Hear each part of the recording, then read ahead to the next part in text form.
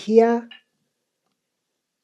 amongst people who are speaking life into you.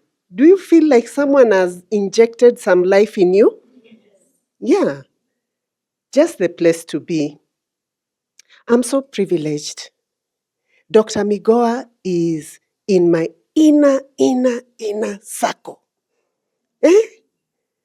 This lady, not just my clients, she's one lady who she opens her mouth and I always feel, I need to write that. Full of wisdom, very laser focused. She's somebody, if she's invited you here, you're privileged to be here. Don't just live with nothing. You must live with something very specific you're going to work on. She's not just a Professor Dr. Migoa by mistake. It's because she does certain things every single day to get her there. Thank you, Dr. Migoa, for having me. And again, I commend all the speakers who have come before me. Wisdom on top of wisdom. Thank you for just sharing. When you share, you grow. So my piece today, coming at the last tail end, I want to warn you that you'll not sleep on me. Are you going to sleep? No. So I chose the topic, the prosperity conversation, because I'm all about prosperity. How did I get there? Because something within me, I remember when I got my job, like Anita, I didn't have a chance to tarmac. Yeah, I found myself in jobs, being called into jobs. So at this point, when I was starting to make traction in my career, I got this job at Kensel when it was Kensel. Life in there was magnificent, right? The office you walk into, the privileges, all that. But something within me kept asking myself, is this it? Is this where I'm meant to be? And that question never kept quiet. Somebody here said that purpose never goes silent. It keeps nudging you. So, long story short, I found myself in this journey of prosperity, a journey that began from my own mother, giving me a small kiosk to run. And I was so diligent in that work, and that went on and carried me to this space of prosperity matters. So today, I welcome you to, I speak about prosperity in a house. Dr. Migoa said you need to create a structure. The structure is Profit Acumen, and I welcome you to Profit Acumen. I'll tell you a little bit about us. What do we do? Very quickly. So we work a lot with professionals. Our niche is professional. Anyone who is working, doing something, whether through employment, in business, you are a professional. So what do we help you do? To come out of this mediocre, one-lane way of thinking. I am in business, I create a business card and say I do consultancy. And you run around with proposals. Nothing is coming out of that. I'm in an organization. I call myself what manager? Accounts payable manager. I'm so in need with payables, I forget there's another world and there are other solutions to be solved. We get you out of that. We need to expand ourselves, expand our thinking, expand how we look at life, and see things for what they are.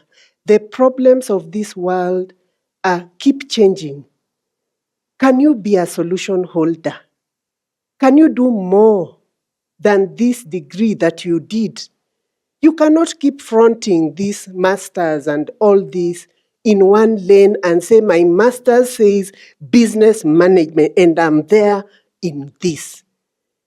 Maybe you can also speak, but now about this business management, you can do things differently. So we help people expand themselves.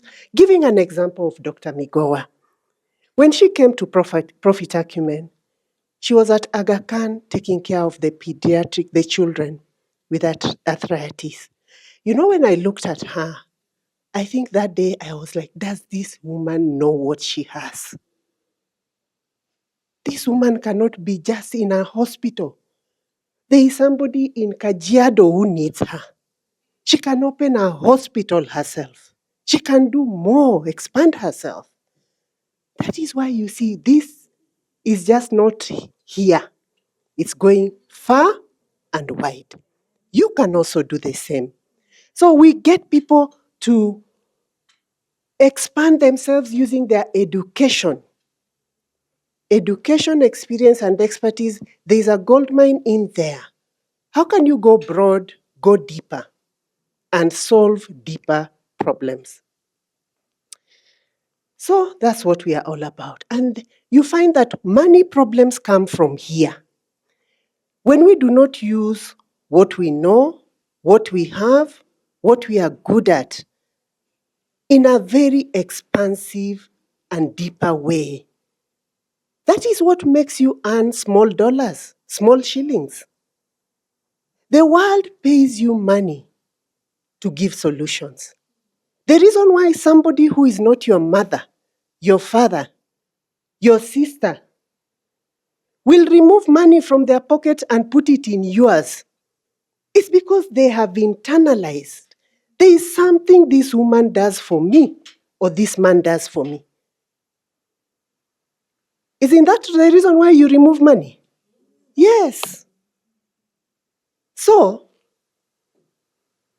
when you find you're earning little money, don't start complaining about the economy, the government, the root of this, root of that. Step back. Go within you.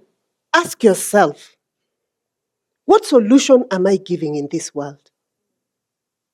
What exactly am I solving? Because whether the economy is down or up, there are always solutions to be, there are always problems to be solved. So, we get professionals out of this space of always chasing money, perpetual lifestyle debt. When I want to improve something in my life, I have to sit and sign some forms in the name of lifestyle debt. When the reservoir of money lies within you. Living paycheck to paycheck, asset rich, cash poor, reaching retirement financially unprepared, all that is our mission. I'll not go into this because of time, but in a nutshell, it says we do this through coaching, through financial empowerment training. We also train young adults, 18 to 30 years. We do a lot of speaking engagements like this. This is a speaking engagement. And books is something that we are releasing this year. Someone say amen. Amen. 3 books should be released from Profit Acumen. Yeah? This book is currently on pre-order, The Prosperity Planner. It's a 52-week journey through the 6 foundations of lasting wealth. And currently it's on pre-order at 20% discount. You can see Jelena and she'll help you. So our personal financial landscape can be fraught by hidden explosives. Hidden mean I don't see it. It's not obvious to me. So I navigate life, but I don't realize I have something that may just explode. So I want you to take a minute and ask yourself, it may be hidden, yes, But ask yourself, could there be a hidden explosive in my personal financial landscape? Lifestyle debt, unexpected expenses. Somebody does not call you and consult you to tell you the fuel prices will be going up. You wake up and see it in social media. That's a hidden explosive. The black tax, the real tax, right? Investments that you are happy to say, I have this investment here. Your job ends, and that investment cannot take care of you for 2 days. The returns on that investment, that's a hidden explosive. Your only investment is your children's education. You've educated them so well. They finish now, you want to change position to be their dependent. Shock on you. This generation thinks very differently. They expect you to plan yourself with Caro. They expect you to plan yourself. Okay? Hidden explosives. So, what is that landmine that has your name on it? The thing is this: once we grow up and you call yourself an adult, even young adult, roles shift. This responsibility of money is put on you without, you're not even asked.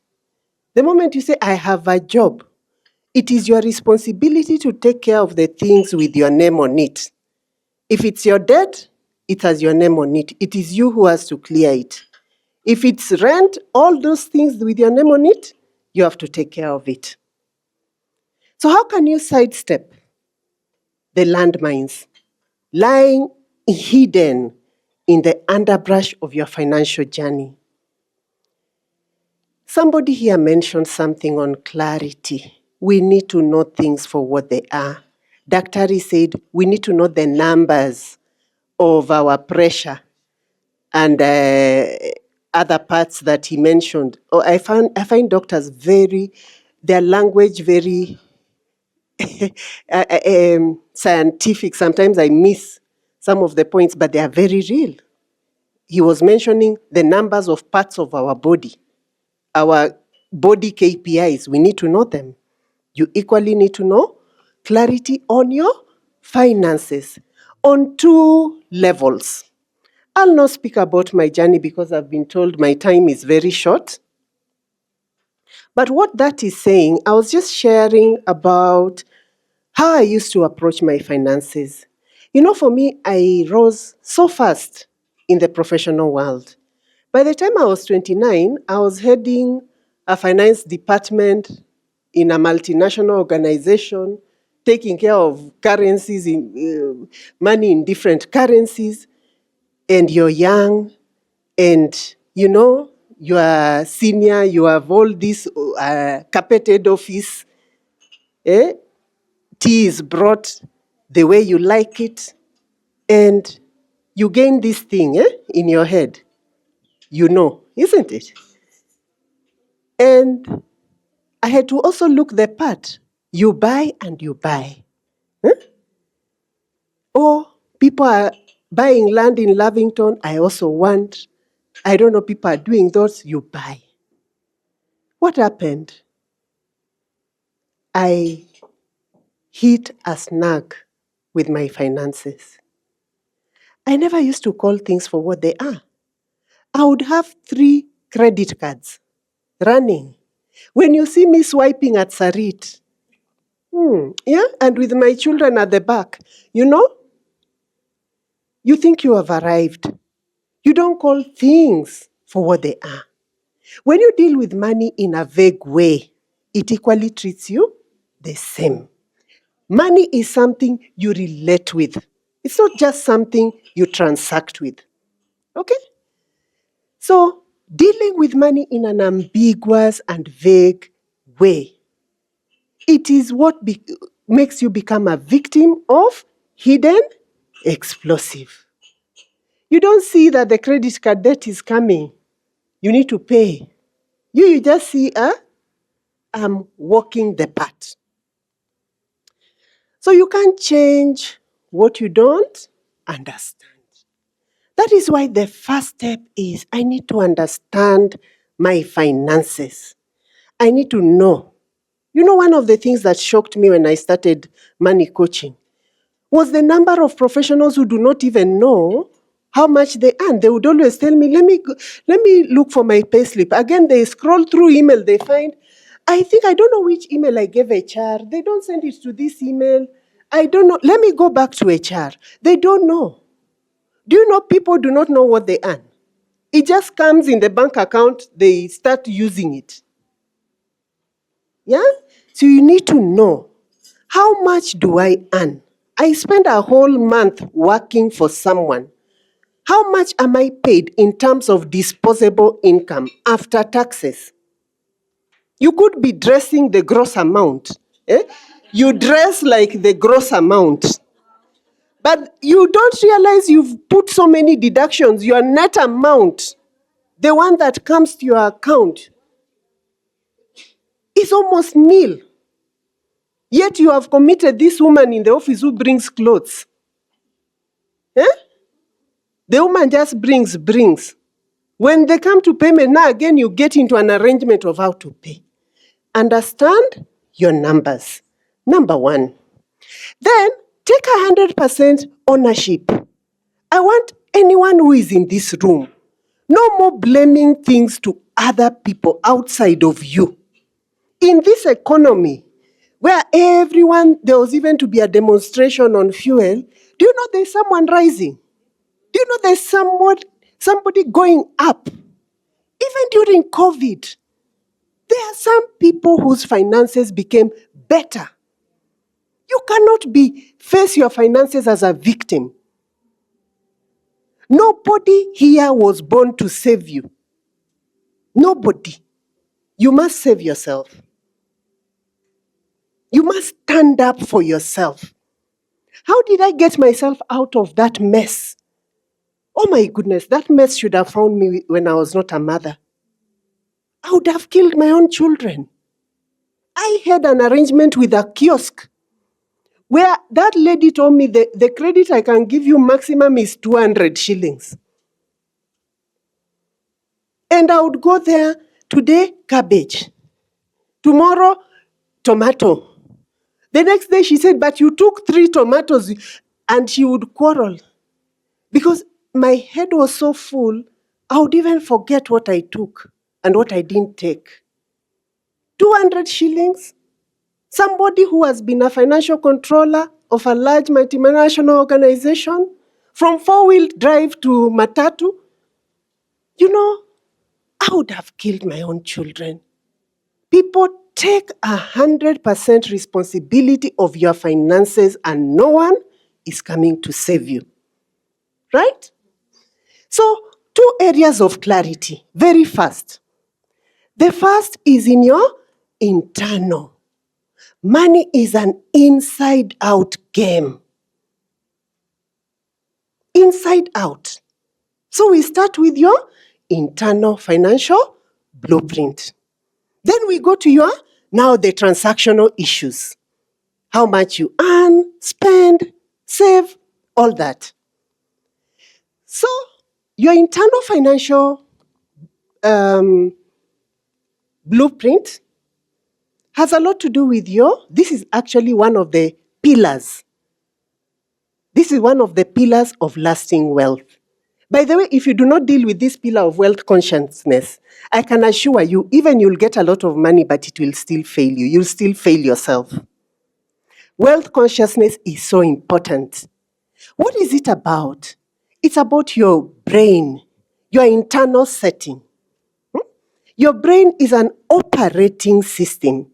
From the time you're born, let's say if you're born even at Nairobi Hospital, and immediately you're taken to the airport, and or taken to China, and that brain was now being fed with things in the Chinese environment, would you be doing things the same way you do today? No. So this brain has been fed, has been programmed through childhood by your inherited traits, by your life experiences. So In that process, in that environment where this brain was taken, it was creating patterns, beliefs, right, around money. And that forms a financial behavior. So this becomes your money story. And your money story does what? It influences your reality. So the first area of clarity you need to know, what was fed in my mental, what is my mental map around money? What paradigm did I live with in my home? You can't just say that, me, I'm a spender. Okay, how did we get there? How did we get there? How did you get to define yourself like that? So, that we need to understand. What forms that reality? Financial planning, all these things that we go to seminars and we are told, budget, save, invest, do what? You go after 3 months, you've forgotten. What did that woman say? Yeah, you are doing other things. Because your blueprint is not aligned to, that narrative. So that only does 20%. That's why many people know financial planning matters, but they don't do it. They don't apply it. 80% of what you will do, remember that brain is what makes financial decisions. It can only do what it knows, what was programmed in it. So, you need to know, how is my brain programmed around money? What decisions is it likely to make me do? And that is what these 8 money archetypes tell us, how people are programmed. I don't think I'll have the time to explain this, do I? An overview. Yeah, I must go by, I told you she's inner circle. So I go by what she says. So, let me give you an example of a matter money archetype. Matters are so hardworking, and most of them earn a lot of money. High professionals, many of them are matter archetypes. They earn a lot of money, but what do? They take care of other people's needs more than their own. So matters are always even in the family. They are the ones who see everyone else as needy and will take a larger share of the family problems. They are the ones who will know, oh, the school I was in needs a fence. Yet their own child's school fees they are paying in installments. They will not see their own needs, but always see the needs of others. So matters are always overcommitted. And if you look at their commitments, they come from other people outside of themselves. Then we have the innocent. The innocent archetype are very trusting. They are numbers shy. They are all these people who will say, I'm not good with numbers. Like it's a status symbol, right? So they always go by what is most marketed. That is what they'll do around money. No decisions that are made from a logical space. So matters, even in marriage, they pair themselves. By the way, do you know you marry your you what we always think for women that I see the tall, dark, and handsome. There are other patterns that drive that choice for another day. So, matters in marriage often find themselves, they've paired themselves with the tyrant. Because matters don't want to see, the innocent do not want to see money matters. They don't want to get into that detail. But tyrants thrive in that. They feel they're in control when they're the ones in charge, taking care of financial matters. They are very fearful when they don't have money. In fact, many people with this tyrant, a good number of them are in a certain profession. Which one do you think it is? Try again. Tyrants, Politicians. Yeah, a good number. Yeah, because I don't know why a good number of them have that tyrant tendency. You see, that profession is about having control. You control a community. You control, right? So their greatest fear is losing control. Yeah. So you find when the tyrant, they are very attracted to people who will make them have control. So what happens with tyrants? Their investment behaviors are they're not supportive of what they want to become because they hoard money. They want money to be where I can easily access it and I'm in control. They interpret investment as being out of control. They'd rather numb the future but be very present with the current. Then we have the victim archetype. Victims are wounded. They have a wound that has not been processed. So they take it out on money. They are financially irresponsible. They will know I need to save and invest. But before you know it, they come and tell me, I had a client actually, let me speak about this, you know who it is, long time, who happened to get their dues, they lost their job, they got some, was it retrenchment? A package, a very handsome package, above 10 million. Within 3 months, we could not tell where the money had gone.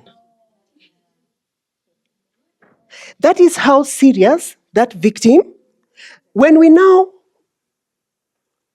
got to understand what really happened, how did we get to this?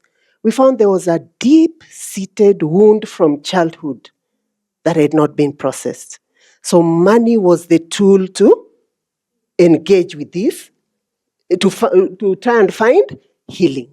So many victims, many of the people we say, oh, she's a spendthrift, no, you've just not seen what is underneath the spending. Then we have the creator artist. The creator artist happens a lot with people who believe in a higher being, people who pray, who are guided by faith. So what happens? A part of us goes and mix up issues. Money is the root of all evil. My children will be spoiled if we are wealthy. So in the process of their career, they sabotage themselves not to go further. So I know I need more money, but I step on the process because I have that heavy archetypal setting. Then we have which one haven't I explained? The fool. A good part of the Africans, we are nurtured to have the full archetype. Do you know why? Speculative. Shamba. I must have some land somewhere. I speculate when the narrative somebody tells you around that shamba and their financial life, their financial goals, it does not map. So full archetype are very speculative in nature. Invest in things that wake them up at night, midnight. You wake up, that's why you find things like Ponzi schemes, network marketing that people don't even understand what they're doing. Some of them are good, but there are some that are just does not make sense. What exactly are you selling or buying? But many professionals find themselves there. I've had a client who told me they lost 60 million Kenya shillings. When we went deep down, we found the full archetype. So it's good. I'm telling you this story so that you understand. It's so important to understand your internal financial blueprint. Who is in the driver's seat of your financial behavior? Who is that? The good archetypes, the magician and the warrior. Warrior are the astute businessmen and women. Warrior are those people who will not start small businesses and just say, I normally sell this. I do this. Like yesterday, I was with someone who was telling me, I don't market. But the two drivers of any business is innovation and marketing. Then what are you doing? I don't market. Okay, good to say. How is the status of your bank account? You must market yourself. You cannot have things within you and you keep it in your wardrobe. For who? You must stand up and say what you do and how you do it and who you do it for the world to know. We are here to serve the world, don't we? Right. So, why did I go there? Okay. I went there for a reason. The warrior. They are astute businessmen and women. Then the magician are internally, they're internally driven. They are cautious. They are driven from within. They listen to their inner voice. They trust it. And they move with it. So people can be doing everything else, but the magician will say, I'll not do it because of A, B, and C. They transform reality.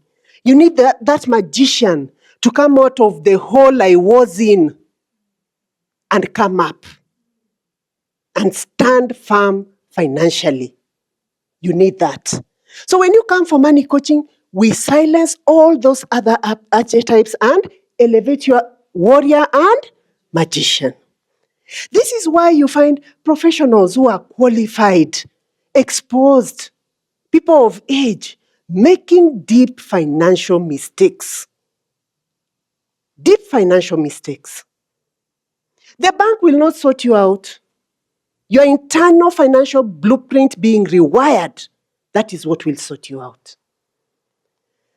Money is a game. All right. The question to ask yourself, and I want to give you a minute. I want us now to look down in our books as we answer this question. When I evaluate my transactional world, how I'm currently earning money, how I spend, how I invest, the current status of my debt, how I'm giving, could there be a possibility that I'm a prisoner of my money story? Could there be that possibility? 1 minute.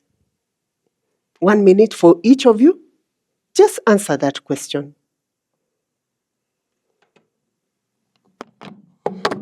As I make my show.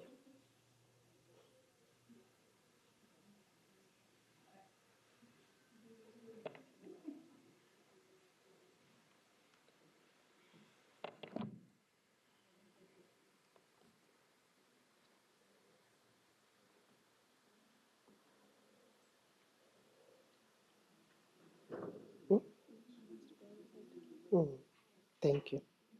Thank you. Good, good, good.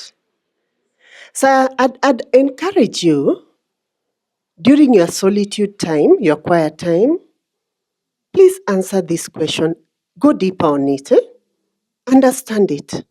Because it could just be what is failing you. You're working so hard every day. You're chasing something, but you just can't seem to touch it. You may just be a prisoner of your money story. External financial blueprint. Economic landscape. Up to there, we are good? Anyone with a question, a reaction? Yes. Oh, okay.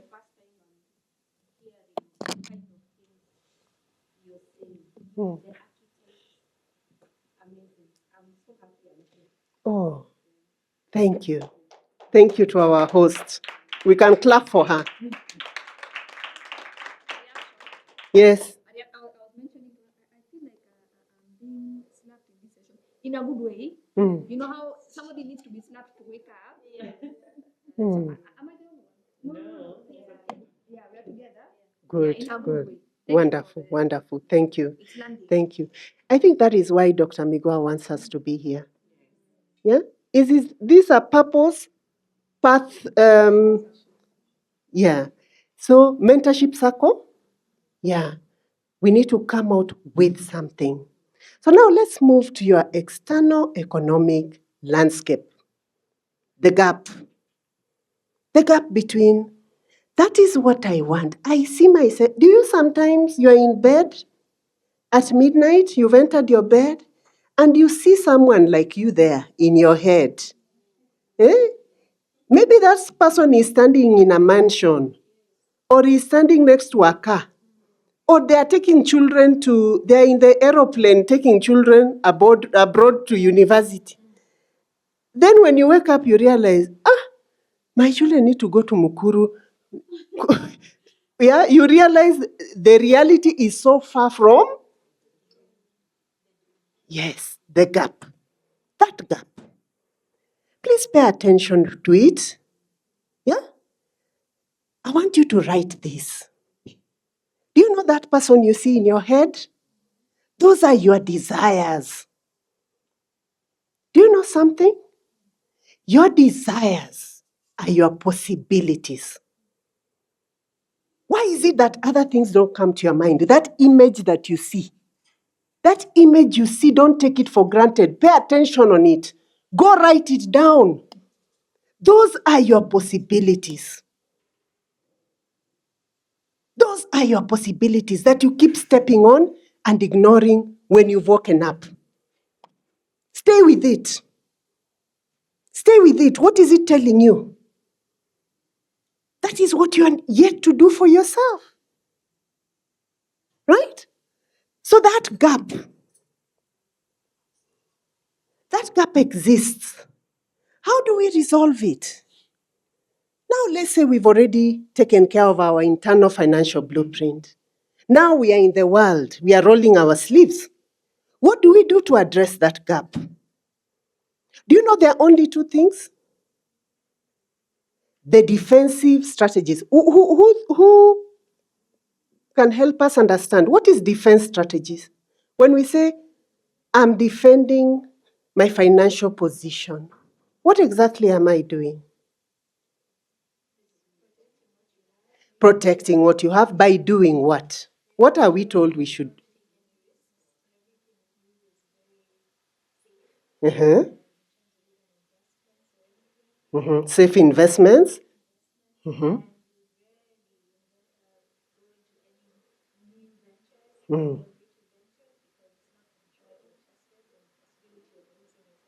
Mm. Preserve and safeguard what you have. Yes, Anita. Mm.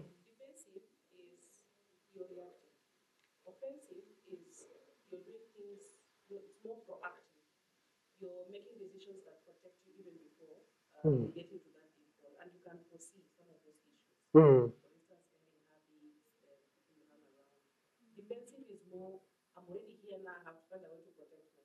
Mm. Yes. So I'm here. I take care of me, what I have. In financial terms, what are some of those defensive measures we are told? Anyone who would now use financial language, money language? Save. By saving, you're paying yourself first, isn't it? We are told, pay yourself first. Save money. Yeah? Then invest it so that it can eventually work for you. Right? Another defensive strategy that we are often told is put money boundaries. Put a fence, a boundary for yourself, a boundary for others. Define your enough so that you don't go overboard. They say live within your means. All those are defensive strategies. All Audit. Do a self-audit to see, where does my money go? When I go to my wardrobe, when did I last wear this or the other? Is my money really being put into good use? Those are defensive strategies. So, do you know, some people end there. So you go cut, and then you say, I'm prudent financially. What is the reality? It gets to a point, there's nothing to cut anymore. Have you reached that point? I got to that point. By the time you're going to a kiosk to negotiate for cabbage, is there anything else to cut? Right? Yeah. We have to understand this, my dear people. Don't be hoodwinked by this idea of just defensive strategies and you think that's what money is all about. Even in a football match, we must come to the offensive strategies. And let me tell you, this is the game changer. When you talk about financial freedom, if you don't play offense, forget it. When people talk about offensive strategies, it's about your earning ability. It's about looking at yourself as a business, as your most valuable financial asset. And we said, it is my responsibility. No one will do it for me, isn't it? Didn't we say that? So now it's me. And it's war. Have you watched a football? Somebody talked about football here. I have football in my house, it's a big deal. The offense, do you see at what speed they move? Do you notice how they are the fastest? The offense, that is it. That is the direction you take with your financial life. You attack, you go fast. Offensive strategies. Whatever form you choose, I don't know what form you'll choose. There's something I want you not to ignore. And what I want you not to ignore is you. You know, even anyone who has been wealthy, they started from what was within them. Your earning ability, your earning power represents almost 100% of your financial value. The problem is, we take ourselves so lightly. We really step on what we have. One of the things that we have all been given is time. We really don't pay attention how we use our time. We do not pay attention. I talk about degrees. These are the things I have. I say I've spent my time in this organization for this long. I'm good at singing. I'm good at this. We just take it for granted. Do you realize you're your most valuable financial asset? Wake up. Right? You are a business. I don't joke about this. So you don't call me for a chitty chatty on Monday morning and expect me to respond. I'm a business. I see some people just chatting away, putting food there, eating mandazi for I don't know how long, and just, you are a business. So, a business, and you know, as a person, you've defined your lifestyle. All of us, our lifestyles are different. There are people who will say, for me, I want to live in Nyayo Estate, I want to own an apartment there, and for me, that is good. That is for you, and that is good for you. Somebody else will say, I want to live in Lavington, I want to own a house there, and that is for them. I want to be in Runda, I want to be here. Someone else, when I clock 50, I want to go up country and stay with my chicken. That is good for you. Whatever you've defined as your lifestyle, your earning model, for as long as you're in this world, not only until you're employed, your earning model for as long as you're in this world must respond to that lifestyle. Nobody here is there to do for you. What's the way forward? You have to be very intentional. Instead of only investing in consumeristic things, invest in a prosperity planner. All these things I'm talking about, I've written them in this planner. The internal financial blueprint is in this planner. External financial landscape is in this planner, step by step. So it's a 52-week journey. So every week you wake up, you have something so specific to work on for that week around the 6 foundations of lasting wealth. So that's the first step. How do you invest in this? Jelena is here in the room. She'll help you get it at the pre-order rate of a 20% discount. Okay? I was speaking about this summit. You cannot afford, this is the first time in this country we are having a summit like this. I've not heard of it. If you've heard of it, tell me. The Prosperity Summit. Francis Okomo Okello is a distinguished governance leader. He's a lawyer who turned himself into a corporate leader. He's been the chairman of Nation Media Group, Absa Bank. He's now the chairman of all these Aga Khan businesses, the hospital, the Nairobi Serena Hotel. So he is a voice you must hear on how can I take a multidimensional approach to my career, to my education, experience, and expertise. Rispa Genga Ohaga, the incoming group CEO of APA Apollo. She's been the CFO of EABL and an executive director there. Rispa is our client, and she wants to speak to you about aligning as you grow in your career. How do you make your finances equally align to the lifestyle you're creating? And she'll give you real life stories. She's someone you cannot miss to hear from. Then Jeff Odundo. Once you've made money through the strategies Francis will help you with, and Rispa, how can you then create an ideal wealth portfolio? Some people have investments, but they'll not do much for you.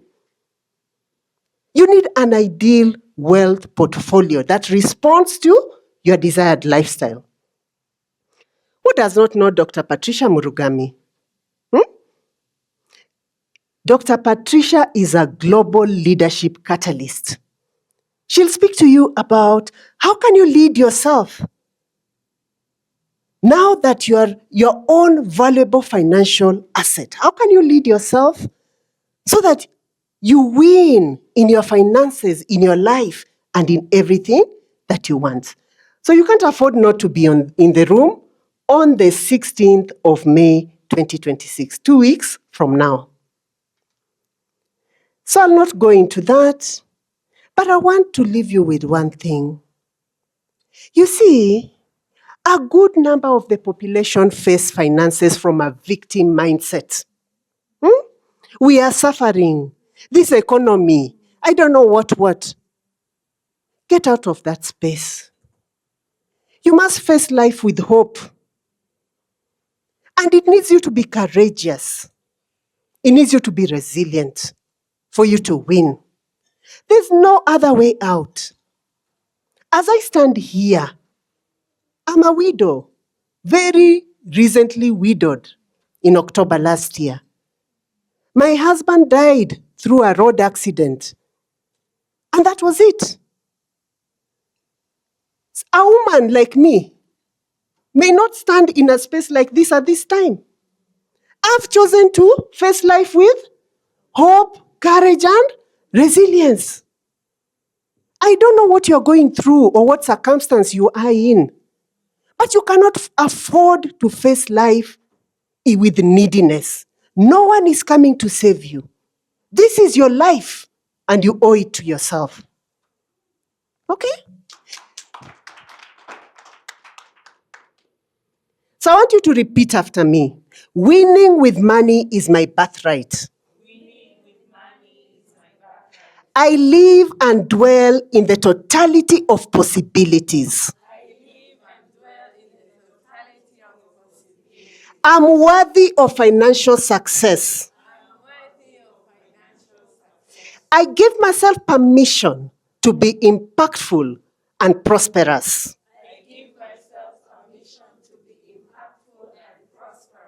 Wonderful. Visualize it, see it, feel it.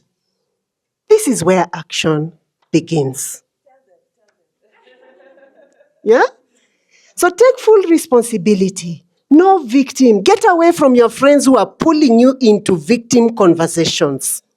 You are the creator of your own reality. It starts with you. Thank you, Dr. Migoa, for having me.